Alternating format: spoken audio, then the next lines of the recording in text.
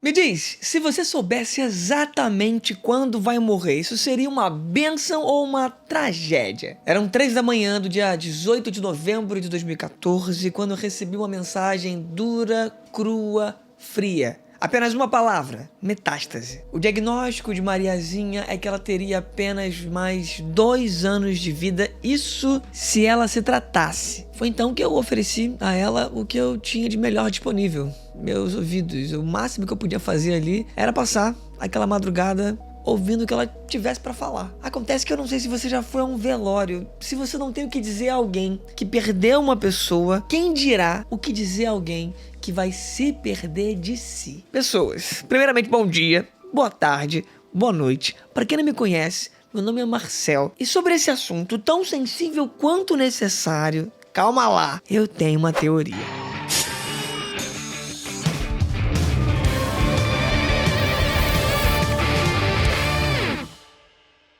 Filosofar é aprender a morrer. Quem diz isso não sou eu, são palavras de Michel Montaigne, filósofo do século XVI. E não leva isso aqui, pelo amor de Deus, de maneira mórbida, porque aprender a morrer é aprender pelo que vale a pena gastar cada pedacinho de tempo, cada tanto de energia na vida. Sim, senhoras e senhores, cá estou eu com a tarefa aí dificílima de mostrar pra você que existe filosofia em tudo, mesmo nos nossos maiores medos, mesmo nos nossos maiores desconfortos. Então, desde já, vou te fazer o aviso: esse não é um vídeo mórbido, esse não é um vídeo triste. Muito pelo contrário, só me dá uma chance. Por isso, vou pedir pra você, humildemente, aqui aquele like maroto, que você se inscreva, que você mande esse vídeo pros seus amigos, pros seus conhecidos e, quiçá, pros seus inimigos aí, né? Vai que, né? Pra que, enfim, eu possa começar a monetizar isso aqui. Eu não sei, talvez eu já tenha feito isso quando você assistiu esse vídeo, porque eu confesso que eu tive ali uma repercussão maior do que eu imaginava de cara, porque começar no YouTube sem tráfego pago, sem ser um criador gigante, sem ninguém tá te divulgando, na verdade, começar no primeiro vídeo sem ter nenhum convidado, tudo isso aí já é muito difícil. E, poxa, obrigado demais a todos vocês que não só estão vendo, como estão colaborando, enviando para outras pessoas. Nossa, eu devo de cara minha enorme gratidão a você. Tá, mas bora lá. Quem era essa tal Mariazinha? Eu vou antecipar aqui e te contar o seguinte: sempre que eu for contar uma história sobre alguém que eu tive um caso na minha vida, eu não vou identificar nomes por 2 motivos. Primeiro, preocupação básica, né, com a privacidade da pessoa. E em segundo lugar, né, evitando tomar processos de bobeira. Eu não sou o Felipe, que tem grana para ficar pagando tudo que é advogado. Ah, ela aqui em questão, eu vou chamar assim por mais estranho que pareça, ela era mas foi um caso na minha vida, como eu falei, né? Lá em 2014, a gente já tinha parado de sair quando ela me mandou essa mensagem de madrugada. A gente viu que não tinha muito a ver, assim, aquele pique bem clichê de Eduardo e Mônica, não por diferença de idade, de modo nenhum. De nenhuma das partes, tá? A diferença nossa era de 3 anos. Mas por conta de visões muito básicas sobre ela ser muito de signo e eu ser uma pessoa zero, né? Desse tipo de olhar pro mundo. Ela tava com câncer, coisa que eu soube, inclusive, depois. E ela tava na fila pra receber um órgão. Acontece que ao descobrir metástase, ela teve que ser retirada da fila porque ela não poderia receber naquele momento. E aí ela teve, evidentemente, que lidar com aquela grande questão. E aí eu te pergunto, você já viveu um turning point na sua vida? Um ponto de virada? Eu posso dizer categoricamente que essa experiência, só ouvir essa história, mudou o meu olhar sobre as minúcias da vida. E por incrível que pareça, diferente da morte tanto do meu pai quanto da minha mãe. Porque no caso do meu pai, o primeiro infarto que ele teve, eu tinha 7 anos de idade. Então eu me preparei a vida inteira pro dia que ele morreria de infarto. E no caso da minha mãe, foi algo completamente do nada. Então não tinha como, né, olhando pelo extremo oposto da história, me preparar. Obviamente, ambas histórias vão aparecer aqui em dado momento desse podcast. Tá, mas por que então o caso da ela mexeu tanto assim comigo? Porque eu tava gamado, como você deve esperar? Não, a resposta não nesse caso é porque ela tinha só 24 aninhos. E aí, irmão, quando ela me ligou, nem todo o repertório de filosofia, literatura, de cinema era suficiente, não tinha frase de impacto que eu pudesse dizer que de fato amenizasse aquele absurdo. Eu simplesmente não tinha ideia do que dizer, mas foi aí que eu me toquei que não ter o que dizer pra alguém que vai morrer é não ter o que dizer pra ninguém, porque todos nós iremos. E foi assim que eu comecei uma lista de coisas a fazer antes de morrer, que inclusive me gerou um canal 8 anos atrás, que era o 1006 Coisas, onde eu fiz algumas entrevistas, mas a coisa não foi pra frente, porque eu não tinha recursos, porque eu não tinha tempo, porque eu era um professor de escola estadual, perrengue de entre mil perrengues que vão aparecer também por aqui de vez em quando. Mas foi ali que eu percebi que, além de professor, eu precisava me comunicar para um monte de gente. Como eu ia fazer isso, eu ainda não sabia, mas eu sabia que esse momento ia chegar. Porque eu sentia que mais pessoas precisavam sentir essa urgência, e esse é o motivo desse vídeo, logo no comecinho aqui do projeto. E o que ela fez diante desse diagnóstico? Ela se tratou? Não. Pelo menos não de cara. Ela tirou o empréstimo e foi viajar. Índia, Marrocos, China. Pegou o filhotinho dela, sim, porque ela era mãe de uma criança de 3 anos, e foi aproveitar o que restava. Mas me diz, o que você faria? Viveria 2 anos a 40 por hora ou 6 meses a 200? O que pode parecer uma questão que é só dela, no final de contas, essa urgência é sempre nossa, porque você não sabe em qual esquina a morte vai te beijar. Bem, eu prometo, eu retomo essa história no final do vídeo. Porque o conflito da história dela é muito parecido com o conflito de um personagem central na história das séries, da televisão, da cultura pop, de um camaradinha chamado Walter White, protagonista de uma das maiores séries de todos os tempos. Aliás, qual é a série pra você que é a maior série de todas? Eu fico na dúvida entre Succession e Breaking Bad hoje em dia. E sobre qual tema eu poderia falar a partir dessa série que você vai me indicar? Responde aqui pra mim nos comentários. Mas bora então pra obra da cultura pop desse episódio. Eu tô falando de Breaking Bad, que na Record recebia a alcunha, o subtítulo de Química do Mal. Olha, trecheira à parte, esse Química do Mal não é aleatório. É porque a história é a história de um camarada que é professor colegial de química. E embora eu seja um cara de humanas, na real, assim, eu detesto essa divisão de ser de humanas, ser de matemática, até porque eu era muito bom em matemática na escola, por incrível que pareça, era a melhor matéria que eu era na escola. Agora, eu sinto que minha relação com a química foi terrível, porque eu não tive um professor que fosse tão bom quanto Walter White. Isso significa que ele é um professor carismático, um professor querido pelos alunos? Muito pelo contrário. A história é justamente sobre o quanto aquilo que ele dedicou à sua vida era motivo ali de não encher o peito dele de ar, de não abastecer ele pro cotidiano. E a química não é uma disciplina escolhida à toa pelos roteiristas. Porque, enfim, né? A química estuda o quê? É doido como você passa mais 10 anos na escola. Eu te faço uma pergunta absolutamente básica e você não sabe responder nem isso. A química é a ciência que estuda a transformação através das interações. E como em toda boa história, isso não é um dado aleatório, muito pelo contrário, isso é uma excelente metáfora. O nome do professor é Walter White, pelo menos no começo, e não, ele não vai viver uma transição de gênero, ele não é um espião e nem, sei lá, vai virar um foragido, pelo menos novamente, não no começo. Acontece que esse camaradinha vive uma vida xoxa, capenga, manca, anêmica, frágil e inconsistente. Walter White, ou Valtinho Branco na edição brasileira, Herbert Richards. Parêntese, né?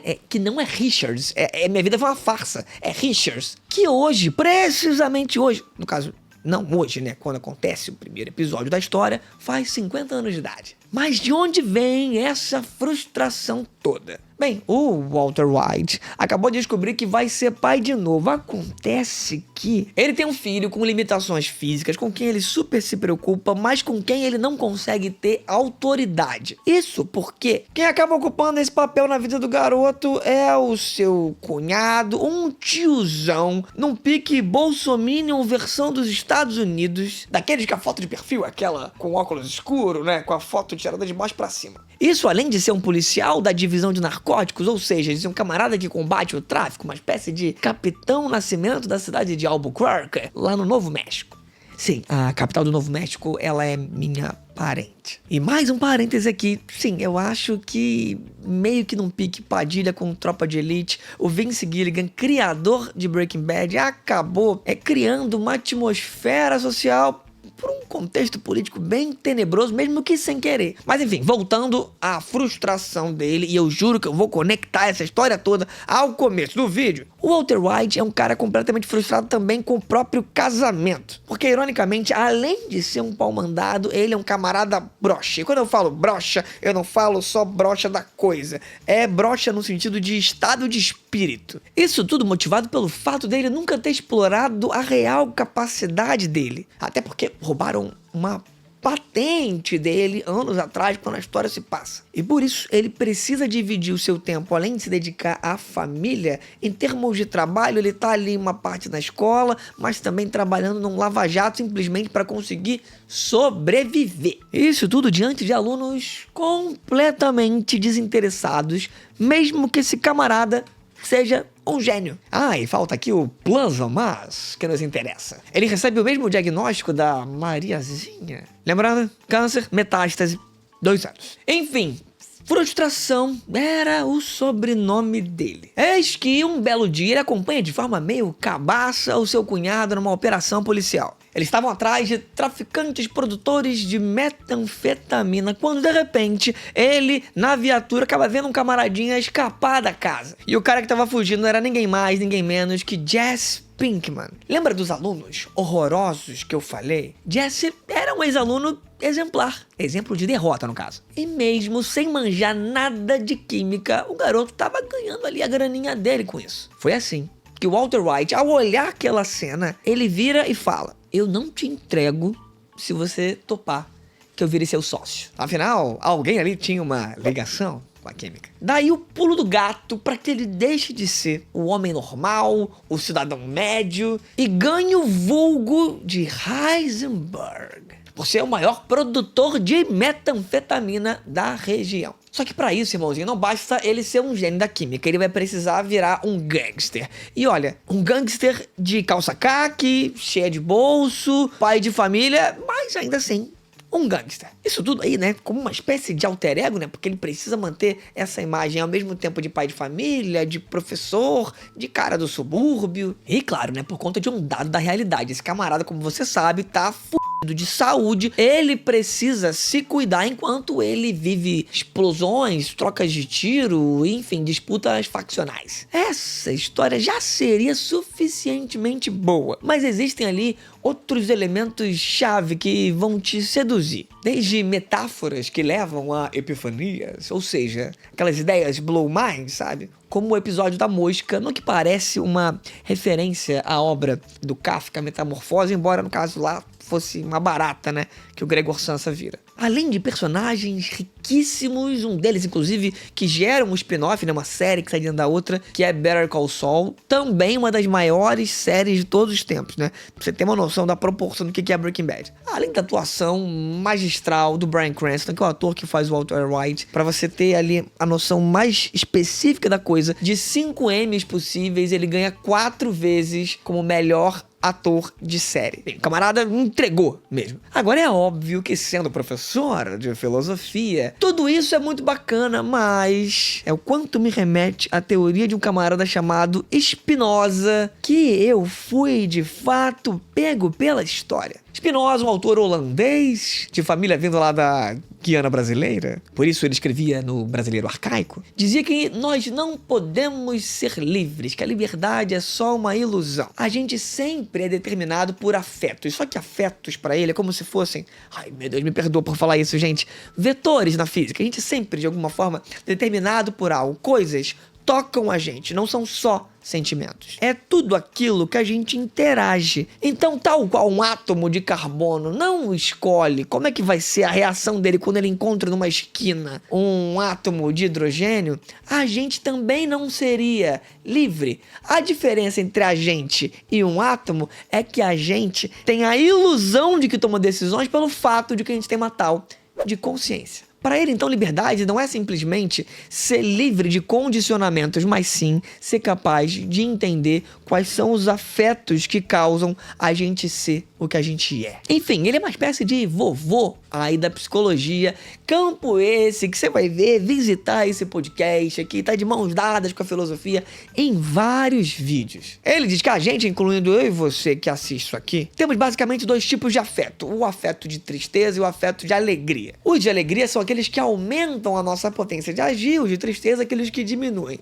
Na prática, viajar pra Floripa, que é o que eu vou fazer daqui a pouquinho pra ver a Ana, ver a nova série do Seth Rogen lá, o estúdio, sei lá, escrever um roteiro bacana. Isso tudo me faz me sentir mais potente, me faz me sentir mais dono de mim. Essas coisas me dão ânimo. Os de tristeza são aqueles ali, como eu disse, que vão negar a nossa potência. É a derrota do Flamengo pro Bayern, é um boleto que a pessoa teve dificuldade de pagar, teve que adiar porque tava num perrengue absurdo. É ver o amigo em depressão e não fazer ideia de como ajudar. Walter White, ao ver a morte no horizonte, tem ali deparado de fato uma urgência, a urgência de viver uma vida autêntica em que ele pegue as coisas pela rédea. É justamente o absurdo da morte que faz com que ele saia dessa sensação de imobilidade, porque falta pouco, irmão. Walter White finalmente se sentiu vivo, mesmo em contradição com os seus valores, mesmo vivendo agora uma vida cheia de riscos, porque, né, de qualquer forma, já falta pouco mesmo. E, na real, mesmo sem ser um cara sádico, mesmo sem ser um cara egoísta, mas aqui eu não vou te dar um spoiler sobre como é o desfecho disso tudo, como eu fiz com a How I Met Your Mother, não só porque algumas pessoas ficaram aboladíssimas, mas sobretudo porque essa é uma série que merece que você se aprofunde. Quem diz aí, não, mas a série, ela começa de um jeito, é muito devagarzinho, eu não consigo concordar com isso, mas às vezes na vida você precisa dar uma segunda chance. A primeira vez que eu vi How I Met Your Mother, eu vou confessar, eu acabei vendo um episódio aleatório na 4ª temporada, eu detestei, e hoje eu tenho uma tatuagem no tríceps por causa disso. Mas enfim, acontece que, mesmo cheio de si, o Walter White ele continua refém de uma série de afetos de tristeza, porque os reais motivos dele não são deixar um legado para a família, são de alguma forma afirmar a ideia tanto do provedor, o que obviamente é muito delicado, embora tenha um lado positivo dessa história, isso é algo muito estrangulador. E além disso, ele tá de alguma forma ali guardando um ressentimento acumulado ao longo da vida dele por conta de uma série de humilhações que ele viveu. Então aquele diagnóstico mudou, com o perdão do trocadilho, a química do cérebro dele. Porque o absurdo da morte é justamente aquilo que nos convoca para uma vida autêntica. Ou seja, para uma vida que vale a pena ser vivida. Seria lindo que todo mundo conseguisse viver assim. Embora, obviamente, não vendendo nada de erradinho, tá, colega? E sobre uma vida autêntica, Nietzsche, um herdeiro filosófico nas próprias palavras do Spinoza, faz daí em diante uma provocação. Imagina que você nasce, vive uma vida em que você roteirizou a sua própria história. Quando você morresse, você resetasse o game e fosse viver a mesmíssima vida repetidamente. Você acha que você estaria preso num eterno retorno feliz? Ou seja, se você tivesse que viver essa mesma situação de agora, repetidamente para sempre, você estaria fazendo o que você está fazendo agora? Caso não, fica a pergunta, não será que isso é mais do que um sinal de que você deveria mudar de rotas? O que você precisa fazer para parar de adiar a felicidade para depois da escola, para depois da faculdade, para parar de idealizar esse grande momento que vai chegar e aprender a viver o hoje, a viver o agora, porque é isso que no mundo real a gente tem. Não nessa versão aí de coach do que seria o carpe diem, que seria trabalhar mais, trabalhe enquanto eles dormem, estude enquanto eles dormem. Não. Eu tô falando de se entregar verdadeiramente à vida. E bem, falando de se entregar à vida, lembra dela que eu falei lá no comecinho do vídeo? Pois bem, medicina não é matemática. E sim, rolou uma remissão completa, ou seja, a Mariazinha foi e está completamente curada do câncer. Sim, ela tá viva. E essa é uma história real. Depois de viajar, de buscar curas espirituais, num dado momento, bateu ali na cabeça dela o óbvio, né? Ela tinha que fazer um tratamento. Ela fez e, enfim, você pode interpretar por várias chaves de análise. O fato é, concreto é, curada. Como aquelas histórias de livro que viram filme depois, meio mais ou menos, mas que você acaba pagando o ingresso porque a divulgação foi fortíssima, ela está vivíssima. Viva e endividada, é verdade, mas enfim, né? Acho que a experiência dela serviu de alerta pra ela, obviamente, e ali, né, indiretamente pra mim, de que a vida, mesmo sendo um sopro, aliás, talvez justamente por isso, sempre vale a pena. Sobre isso, vão aqui aparecer algumas indicações de livro pra você na tela. A primeira delas é Assim Falou Zaratustra, do próprio Nietzsche, onde ele desenvolve a ideia do eterno retorno. O Nietzsche é um autor de aforismos no geral, né? Ou seja, ele escreve textos curtos, o que numa geração tiktokiana acaba acaba sendo aí uma boa ideia. E ele é um filósofo, com todos os cuidados do mundo, fácil de entender, pelo menos. Então, nesse sentido, ele é uma boa introdução, mas cuidado por onde, né, por quais mares você vai navegar aí no Nietzsche. Outro livro que eu recomendo para vocês é Histórias Lindas de Morrer, uma obra que é uma coletânea sobre casos reais em que uma médica, ela vive com os pacientes ali os momentos derradeiros deles, aquilo que é chamado na medicina de cuidados paliativos, quando se sabe que o paciente não tem mais o que fazer com a doença, mas como tratar a morte deles digna. E em terceiro lugar, aí meu braço esquerdo, obra de Viviane Mosé, filósofa brasileira, que trata a partir de poemas de tristezas profundas, mas que ao fim de contas, um sim à vida. E é justamente com a Viviane, essa pessoa icônica que inspira desde insights a sorrisos de orelha a orelha, que eu converso sobre a finitude da vida aqui no podcast. Não de forma temerosa, mas como uma lembrança da relevância dos momentos. Eu posso dizer que eu saí mais alegre. Eu posso dizer que eu saí mais potente. E eu posso dizer mais, que todo mundo que estava nesse ambiente aqui saiu com uma energia revitalizada. Acreditando mais nesse projeto, assim como foi quando eu li os comentários de vocês aqui na semana passada. Sobre a Viviane, eu já faço aqui um disclaimer, que é o seguinte: ela é uma acadêmica, mas ela não é uma acadêmica típica, então pode vir, com perdão aí do jogo de palavras, na fé. Vai ser um papo não só rico no sentido conceitual, mas um papo vivo mesmo, um papo realmente alegre, não é nenhuma metáfora teórica. E depois dela, o terceiro convidado vai ser posso dizer assim, né? Um ídolo teen. Agora, se você tá procurando isso, calma, sua hora vai chegar. Enfim, eu tô muito contente que eu posso dizer que eu vou ajudar muito humildemente a levar alguém tão interessante para um público aí, para uma parte pelo menos do público jovem. Porque ela é uma das pessoas mais fascinantes que eu já vi na vida e que reafirma a potência que eu passei a viver na vida desde aquele diagnóstico, desde aquela madrugada. Porque desde aquela madrugada eu acordo todo santo dia, coloco pé por pé fora da cama e antes de ir viver eu me recordo: todas as coisas do mundo são finitas. Eu repito isso como um mantra, porque um emprego é finito, uma aula é finita, uma relação de amizade é finita, mesmo um amor que dura a vida inteira, em algum momento acaba. Tudo acaba, inclusive esse vídeo que chegou aqui ao fim agora. E é justamente porque tudo acaba que a gente precisa aprender a valorizar cada encontro na vida. Por isso eu me jogo em cada aventura, por isso que sempre que eu saio de casa eu não consigo fazer isso sem dar um beijo na Ana, por isso que sempre que eu me despeço das pessoas, eu deixo elas com o que eu tenho de melhor. E é por isso que eu digo a você que caso a gente não se veja novamente, bom dia, boa tarde, boa noite, mas tudo dando certo, a gente se vê de novo no próximo vídeo, no Papo com a Viviane Mosé. Afinal, sobre a finitude da vida, eu tenho uma teoria. Tchau, tchau, pessoal!